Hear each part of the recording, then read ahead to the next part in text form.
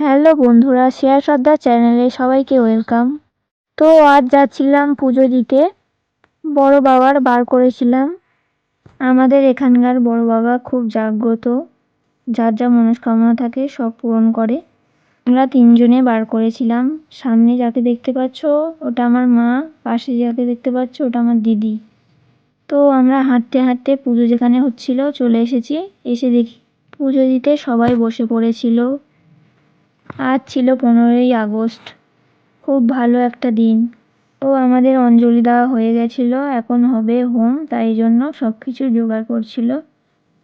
দেখতে পাচ্ছ সবাই, আমার দিদি পাশে দাঁড়িয়ে আছে।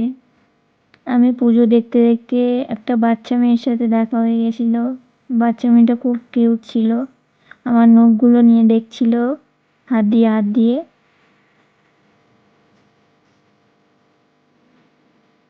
এই বাচ্চা মেয়েটার সাথে গল্প করতে করতে পুজো প্রায় হয়ে এসেছিল। পুজো প্রায় কাছে চলে এসেছিল, এবার হচ্ছে হোম। দেখতেই পাচ্ছ হোমের আগুন কতটা উঁচুতে উঠেছে। তো তোমরা হোম হচ্ছে দেখতে থাকো। কত লোক জমেছে দেখো। হোম হচ্ছিল আর আমি বসে বসে দেখছিলাম হোম কখন শেষ হবে। সবাই বলে হোম দেখা খুব ভালো, কাছে বসে হোম দেখলে শরীরের সব রোগ চলে যায়। দেখতে দেখতে পুজো শেষ হয়ে গেছে। ঠাকুরের আরতির জন্য প্রদীপ জ্বালা হচ্ছে। এই বারটা করার জন্য সারাদিন না খেয়ে থাকতে হয়, জলও খেতে নেই। সবাই ধূপবাতি জ্বালিয়ে ভগবানকে দিচ্ছে। এদিকে দেখো আমার মা বসে আছে, এটা আমার মামি।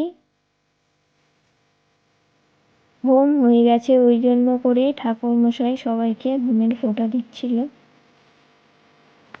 তো সবার ফোঁটা দিয়ে দিচ্ছিল, তারপর আমিও ফোঁটা নিয়ে নিলাম, নিয়ে বসে পড়েছি। এখনো বাড়িতে যেতে অনেক দেরি হবে। দেখো ঠাকুরমশাই এখানে নূর ছড়াচ্ছিল। আমি গোড়াচ্ছিলাম না, তবুও এসে আমার কোলে এসে পড়ছিল বাতাসাগুলো। আমার কোলে এসে পড়েছে দেখো। তো নূর ছড়ানো হয়ে গেছে, এখন সবাই উঠে পড়েছে ডালা নিয়ে যাবে বলে। তো আমার দিদি এখানে ধূপ ধরাচ্ছিল, তো এখানটায় ধূপ দিয়ে গড় করে নিল দিদি। তো দিদি মন্দিরের ভিতর চলে এসেছে ঠাকুরকে গড় করবে বলে। এই মন্দিরটা অনেক পুরনো মন্দির। দিদি এখানে ধূপ বাতি নিয়ে ঠাকুরকে পুজো করছিল। তারপর আমি গিয়ে ঠাকুরকে প্রণাম করে এলাম। তো বাড়িতে আসার পথে দেখো কত লোক জমা হয়েছিল। তো আমাদের খিচুড়ি খেতে নেই, তো আমরা হাঁটতে হাঁটতে বাড়িতে চলে যাচ্ছিলাম। এখানে দেখো সবাই বসে বসে খাচ্ছিল, অনেক লোক এসেছিল।